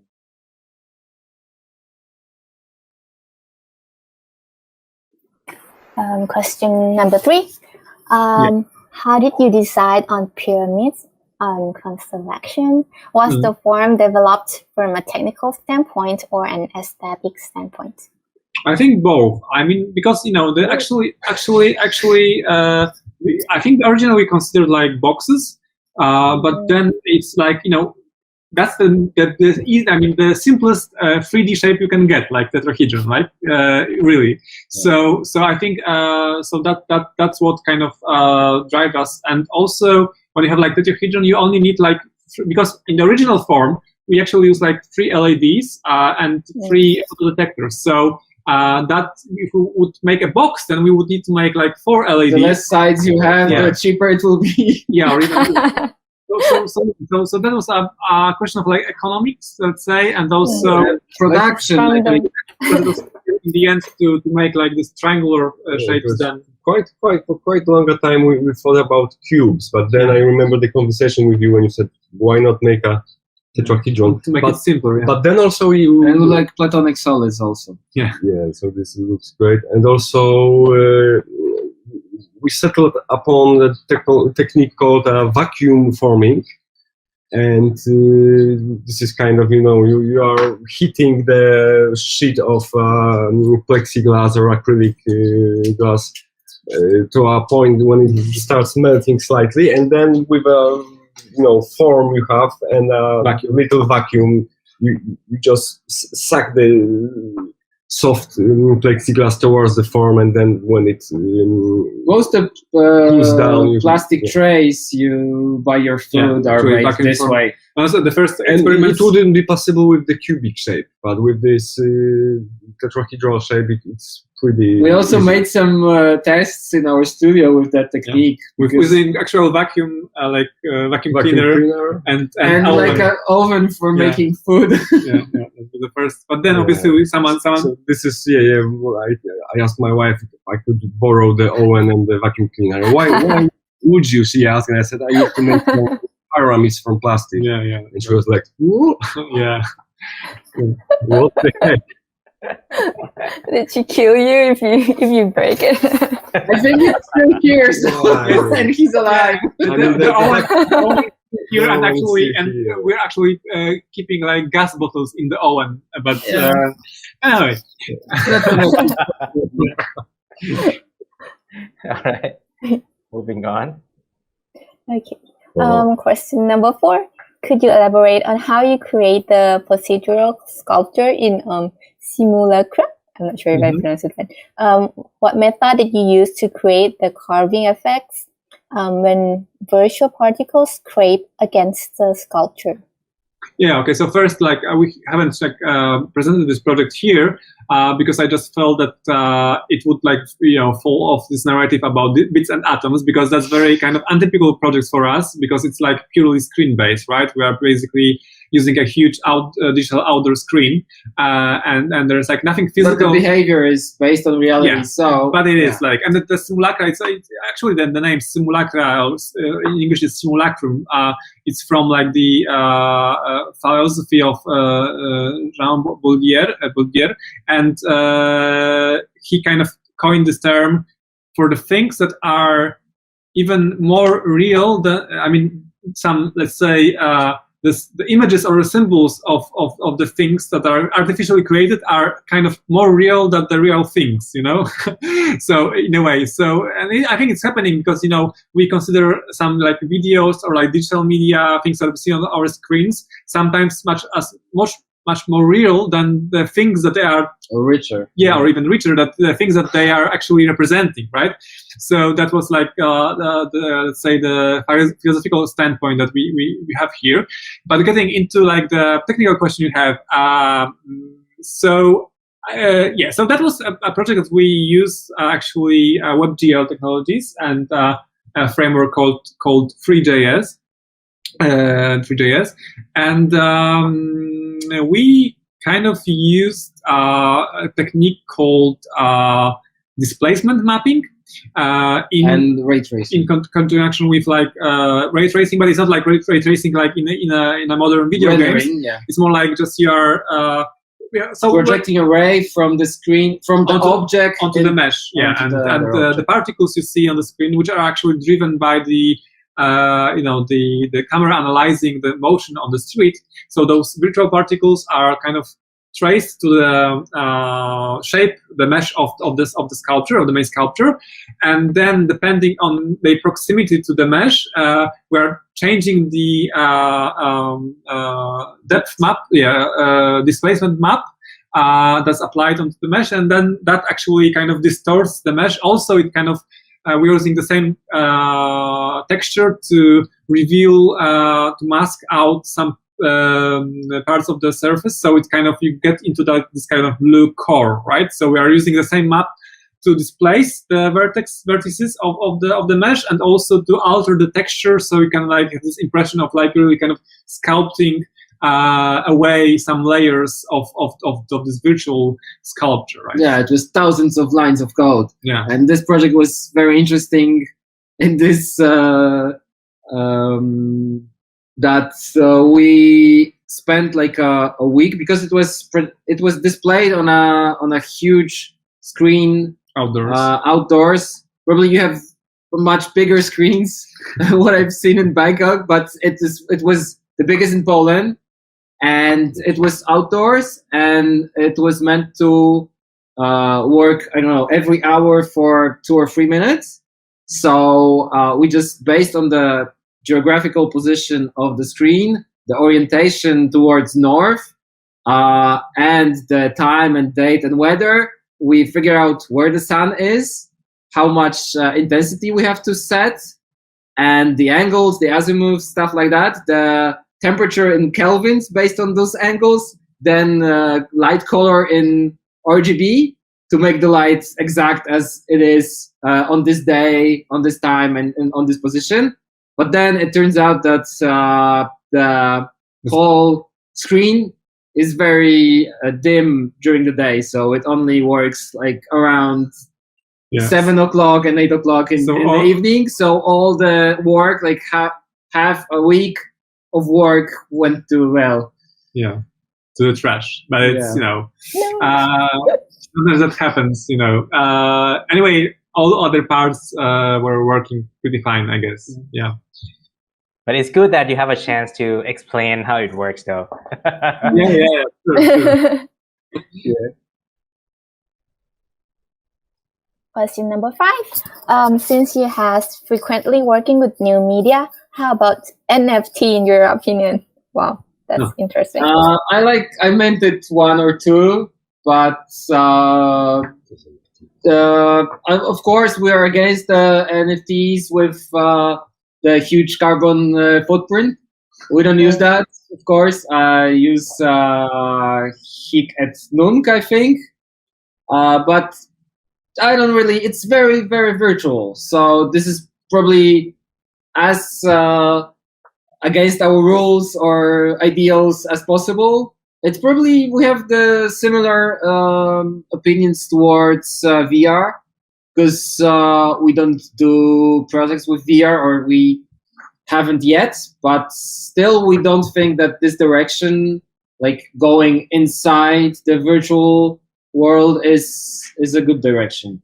Yeah, so we're not really into NFT because we are not like, we are not a digital artists, you might say, really, because we are doing like, I think we are. I mean, yeah, but in a way, I mean, like, we are not purely digital artists, because for guys who are like doing just purely digital on-screen art, the NFT might be like pretty compelling, but we are still traditional in a way, because most of our installations, they are having like physical form. I mean, they are obviously driven by the code, for example. They use digital means, they're using, not digital. Yeah, but they are not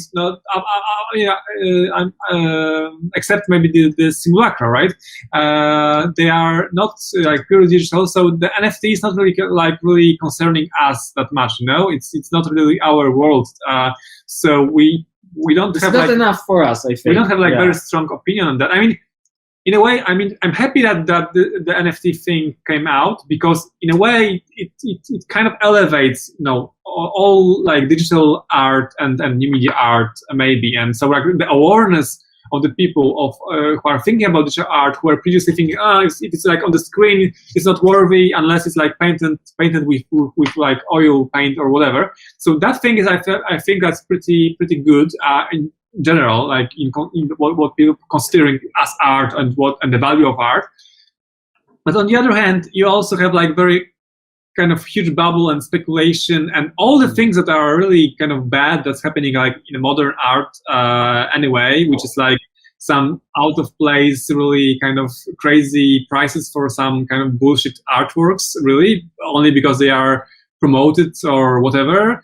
It's happening here on like even higher magnitude, let's say. So I think, and it was supposed to be like taking the power from the artwork, from the galleries. I think it's not really working that way. It's really kind of, I feel it's kind of even we'll see. Reinforcing in a way. It's kind of reinforcing like very bad habits from like art world market, let's say, like traditional amplifying, one. Yeah, amplifying it. It's like, because digital culture, like digital means, digital technologies a great amplifier of what's good but also of what's bad, really. And that's why you probably should, be careful with digital media, because it might be, your worst enemy in the end if it is not used, considerably.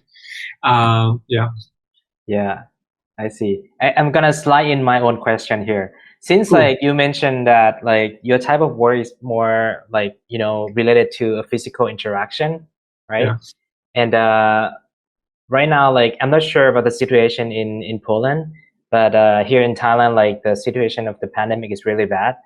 And like, if we create something that require physical interaction, it would be very difficult for the attendee to interact, because they will be concerned about the sanity and the spread of the virus.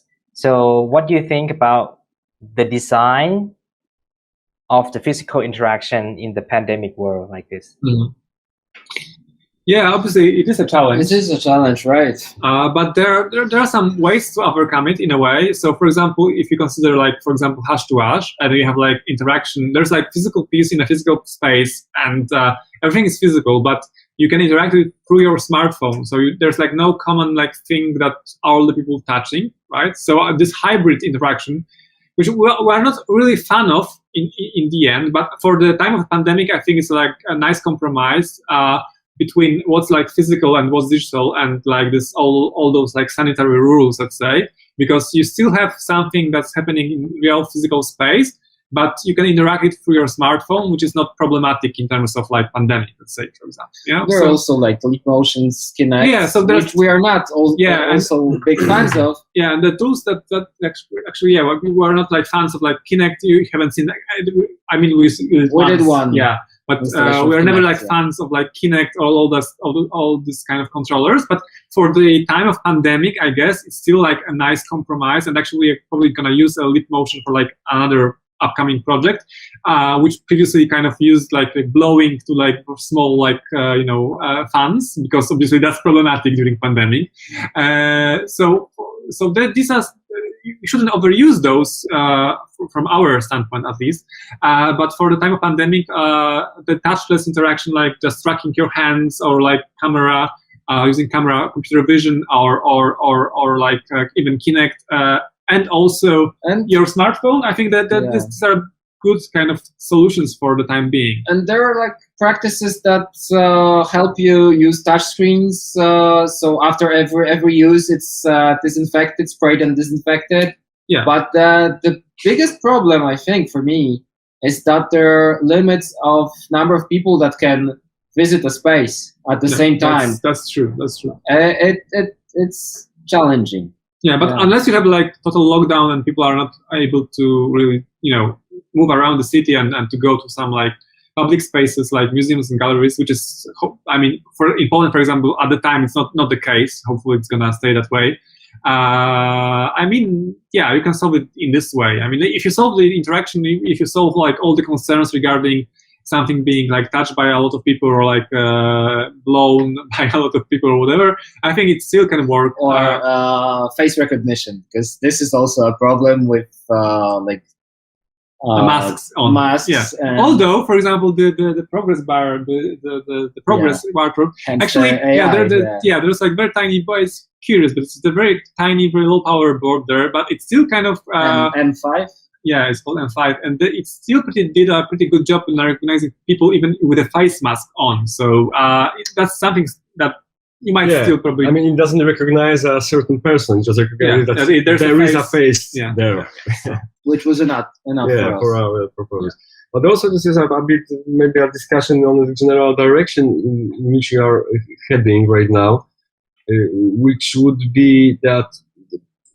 The people who commission works from us, they usually expect us to make something tangible, interactive, and stuff like that. But we are also slightly leaning towards more of artworks that are independent from the direct interaction. There is a certain thread in our way of thinking to think more or less in that direction, although of course this is probably won't entirely skip the interaction of the physical. We want to explore that direction. But have done so many projects with interaction, like direct user interaction, let's say. I think for a change, maybe we would create something that's totally uninteractive, let's say, but it will still be kind of physical, dynamic, and whatever. But I'd say like this enthusiasm for like interaction. I think it peaked. I mean, like it started like with the smartphones, apps, and etc. And people are kind of expecting the interaction to be everywhere. but I think it kind of already peaked, and now you can see like a lot of new media artists, for example, are doing much more like subtle pieces that are not actually that obviously interactive. For example, you can like observe that, for example, at Ars Electronica, like the recent or the previous even one was called like how it's called, the midlife crisis. Midlife crisis of new media art. Midlife crisis of new media art. So it's something we are also being like, above 30 or even 40. We also a bit kind of in this vibe of like maybe midlife crisis, something like that. So maybe we're less enthusiastic towards like technology itself and using it like in a very, very like optimistic, let's say, way. So let's see. Very interesting. Thank you for the answer. All right, let's move on to the next question. For the light waves, have you ever considered using with a performer on the stage and rescale it into the size of a concert? Why or why not? Is there any technical issue? It could be used definitely. Actually, we considered that last week. we met our friend who has a band, and he was playing on a huge festival, and he just told us that he would like something for the concert, but maybe not for this one, but in the following months. Yeah, it's Decadent Fan Club. Okay. I was like away for a couple of days. I wasn't present. The thing with light waves is if we would build it for indoor use, we would use totally different technologies, and it would be much simpler to use. And the way we built it was watertight and heavy duty, idiot proof and all that stuff. So that version was not very performer friendly, I would say, but the general idea, technology, how it works would definitely be something that could be used probably. But I think there are ready-made tubes with LEDs for scenes, for concerts. But we have a kind of particular arrangement with like central element and interaction between the tubes. I wonder what rescaling in this case is, or we have to scale it down or up, because I don't know. It depends on the scale. I wouldn't scale it up. Not anymore. Yeah, but technically it could be done. Sure. It was pretty responsive in terms of how it reacted to the playing technique. It was quite responsive. So yeah. All right. The next one. In the neutral network for the Kubernetes Center, are the neurons or node physically passing the information from two other connected nodes in order to compute the results, or is it just a visual representation and the computation happens externally? It's funny because the first idea was to make it very physically correct, but the problem is that measuring of light is quite hard when you're sending it through a light tube, and the signals we send are sometimes negative, sometimes positive, and the threshold of 255 light positions intensities is too low for that. So we are actually having a Python script that's doing all the computation. And then we have a Node.js application with Electron front end for interaction that also controls the LEDs. And all those neurons are like visible as a LED strip.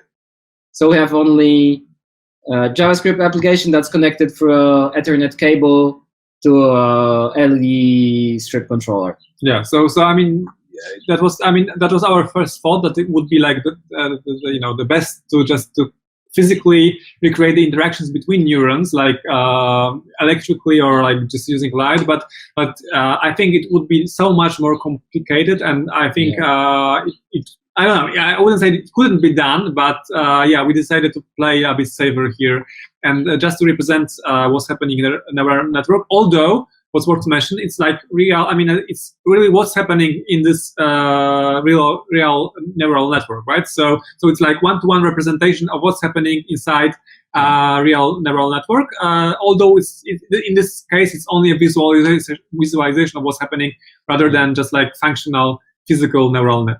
Yeah, because this physically passing the information is it would probably require like additional 2 months of research or even a year. I don't know. Probably. Yeah, who knows? It's possible. We are sure that it's possible, but not today. Yeah, not today for us. Next question. How do you and your team generate ideas? And are there any processes that you use to select the ideas and develop them into great ones? That's a very common question. Yeah. Like we're called like panGenerator, so we're generating ideas. That's what we do. And but in terms of like, we don't have like any particular methodology, I guess. It's really like brainstorming mostly. Yeah, but it's not like brainstorm, like, you know, because you have like a lot of like guides of how brainstorm should work, etc. So we're not like doing it according to any book or any particular methodology, I guess. It's like more like, it's either someone brings a concept to the table and kind of is able to defend it, and then we agree that we're doing something. Yeah, we are arguing a lot about ideas, about executions, about like very small details. Yeah.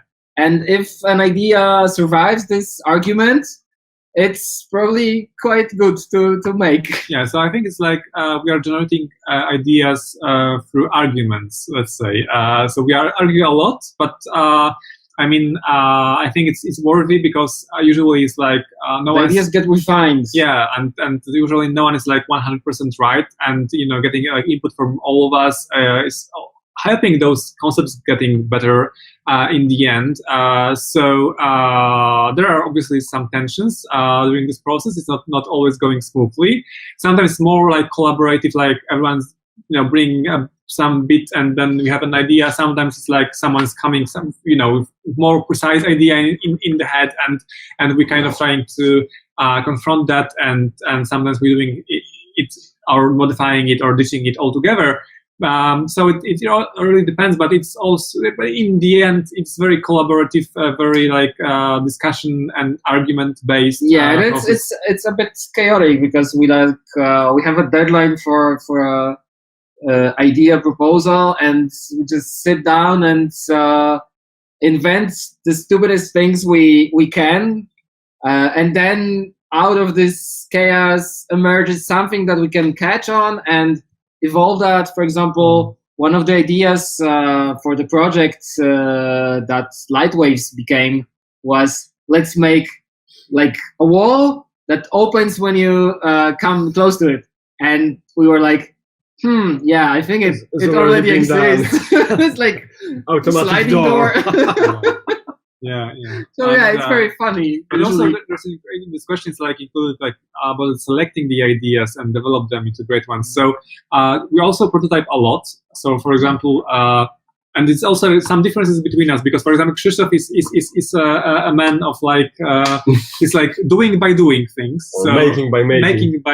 Making things by doing things. So he's like eager, just like to jump into like in the workshop and just to make like 30 seconds after an idea, he has a prototype. Quick and dirty prototype, like it's just some scrap wood or whatever. I'm like more like thinking about like, you know, like overall visual aspect, and I'm more inclined into like doing some renders and, you know, and thinking about the renders like more precise. Proper design. Yeah, and so I don't know, just have something between probably, but but we prototype a lot, and we are on one hand we're doing like quick prototypes. On the other hand, we are doing obviously some renders and simulations, some modeling, and that helps us kind of decide whether something is doable or not. Yeah, because this is the hardest part. Yeah. We cannot say to a client that we're gonna do it like next week and everything's fine. But no, we have to be sure, because we had one failed project and we learned a lot doing that. Yeah, not to trust like the videos on YouTube where something works, because it doesn't mean that it's gonna work in the end. That's the lesson we learned hard. So so that's the methodology. I mean, we're just like doing a lot of prototypes and then doing a lot of like visual simulations, let's say, before we decide on whether we can do something like that or not, and doing also like a lot of technological research, just like searching through some components that are available, for example, buying something, some samples, and testing them out. That's how we can arrive at the conclusion that it's doable. Although I think it's never like you never can be sure. What we're doing is a very risky business, because if we are almost every time doing a novel thing, we are sometimes recycling some solutions, for example, but most of the time it's like a new thing with kind of like unique mechanism. So it's usually like we're sure that it's gonna work, where actually we are having it working in the end. So that's like the final test. And you shoot the documentation video right away. Just breaks or whatever. Yeah, and it's usually like that we make a project for a month or 2 months, and then it's working a lot longer, so we don't have time for testing it if it will work for that long. So, we have no idea. So that's how it's different from like engineering, like serious engineering, because if you're designing like I don't know some home I don't know like washing machine or whatever, right, or a car or something like that, you are working for like a lot, few years, right, to bring a product to the market. You're doing testing, certification, stuff like that. And the teams are also bigger. Yeah, with huge team and procedures, etc. And obviously we're not having that. So basically we are always like staying at the prototype level. So and actually the final like effects of our works are still prototypes. There, and usually they are first and only prototypes of the ideas, not consumer projects. Of the ideas we got. So it's like very, very untypical from the point of view of like proper engineering methodology.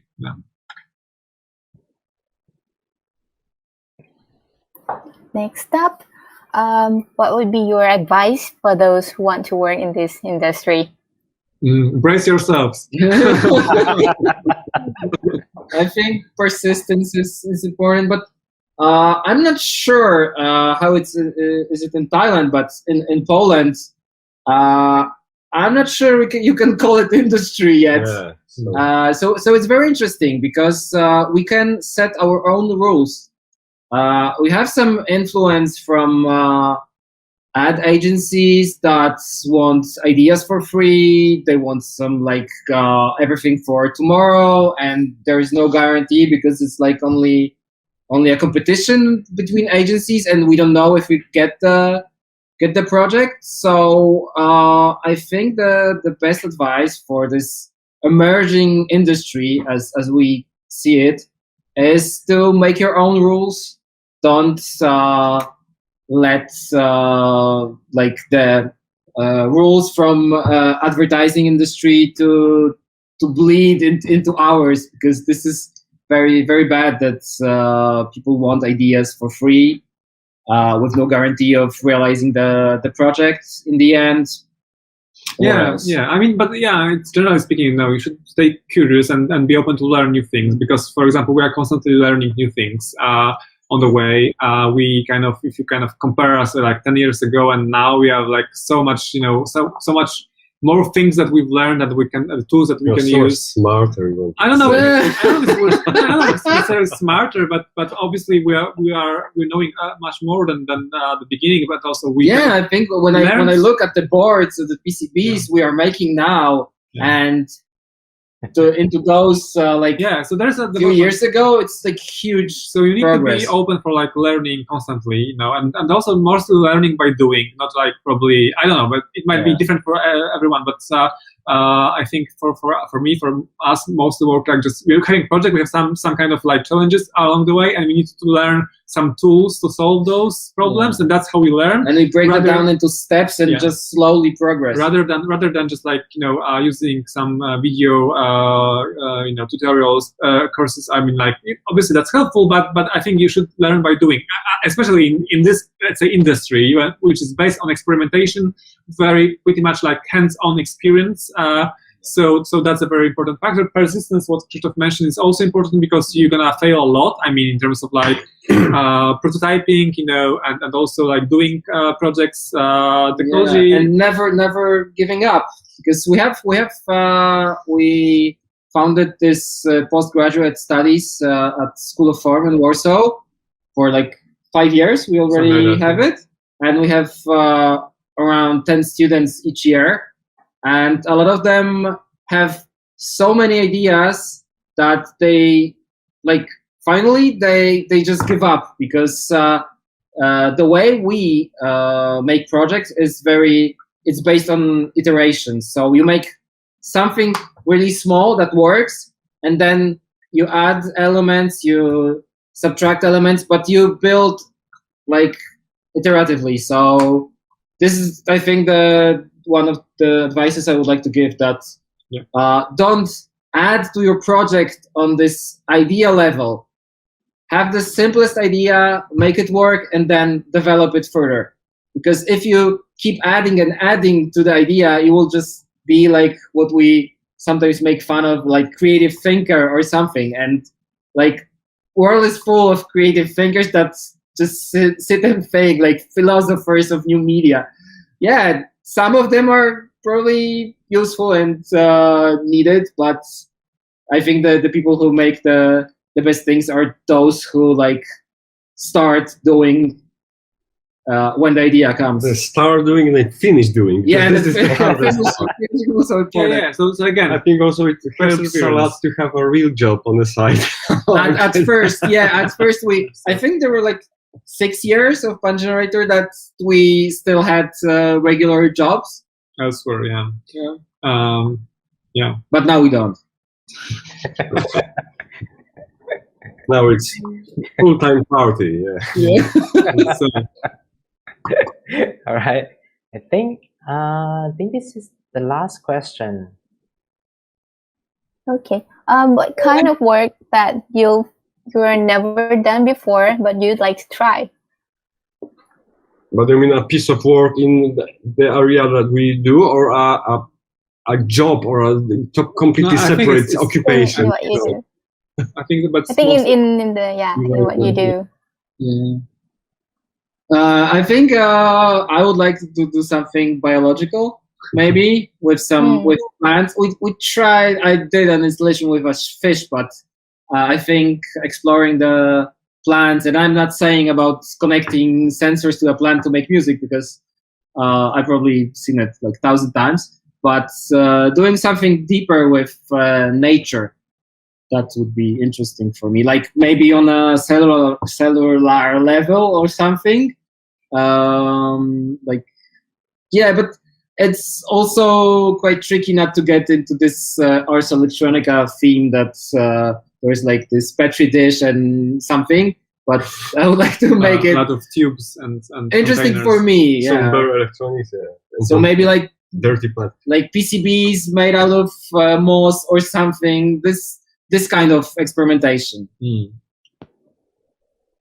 Yeah, I'm trying to convince the guys for 11 years now to do something with analog projection. And I'm ending up with building some little projectors myself for my the movie projectors? I mean, anything that projects light, but is not using a digital projector like a video projector, but some more analog or mechanical or optical ways to create interesting we have pictures. To talk about it. Yeah, why not? We talk about it for 11 years. I don't remember. No, okay, cool. So I don't know, but one of the things I think I'd love to do is doing something on the architectural scale. I mean, we've seen. No way. This I'm not doing that. Spiralala, for example, is just also ephemeric, The scale was enough. But actually we kind of have an idea. We developed an idea for integrating installation into the building for permanently. So hopefully that's gonna happen sooner or later. But we'll have to work on subcontractors, not to do everything by hand. Yeah, probably. But I think that's something that would be kind of compelling to do some a permanent interactive piece that's kind of embedded into the architecture in a meaningful way. That I think would be interesting, although obviously challenging. Awesome. Actually, I'm gonna slide in my own question again. So, All right. So you probably see other people's work, right, in this industry, and what would be the top 3 artists that you guys inspired or like look up to? The top Three guys. artists. 1, 2, 3. Nah, we're not like that. I don't know. So For me, for sure, Zach Lieberman is very inspiring person. Like the level and the count of ideas he puts on his Instagram daily is astonishing, and I really respect that. And there are very, very many interesting people. Who else? Kyle MacDonald is I love his works. yeah, I mean, I don't know. So, for example, for us, obviously, especially at the beginning, I guess, like the Art+Com, for example, that was a huge source of inspiration, and they obviously like pioneers. And then they were like, I was watching like the previous presentation just before. That's why we have like black and white. that's our tribute to them, I guess. But anyway, yeah. So I mean, when I think about it, they were doing things like in the 90s when I was like 11 years old, and they were playing augmented reality back then. You know, it's like obviously it's like you think about them like with respect. So I think they're one of the studios that I was looking up to, and I'm still like considering like obviously Kimchi and Chips one of the amazing. Yeah, Kimchi and Chips. Yeah, they're doing pretty good job. Oh, also Troika. We like Troika, right? Yeah, they are pretty cool. Yeah, you're right. I forgot about them. I actually have two guys who I always try to check what they are doing right now every now and then, and one of them is Iwada, who is making a very interesting stuff with music and sound making devices, but he also can turn it into a kind of a rock concert context where people cheer, and he's one of the favorite of Ars Electronica Festival. He's always there. And the other guy is on the opposite of the spectrum, I would say. It's really an old man right now. He's called Martin Riches. He's from Germany, and he's building mechanical acoustic devices, but really complex ones. And a few years ago, he actually built a singing and speaking machine, which is mechanically, acoustically made, no electronics whatsoever, no digital stuff. And it really sounds like somebody singing. So this is, wow, I need to check that out. Cool. All right. I think this is a good place to stop since it's already 8:06. And thank you so much for your time. Me personally, I really enjoy your talk, and I have a lot of questions, which maybe I can send an email and asking you guys later on. But I hope that like this talk is not only inspire me, but it's also inspire other attendees who joining this call as well. And we're glad that we have you join us today. Thank you so much. Yeah, thanks again for inviting us. Thank you. Thanks. Bye. So yeah. All right, bye. Bye. bye.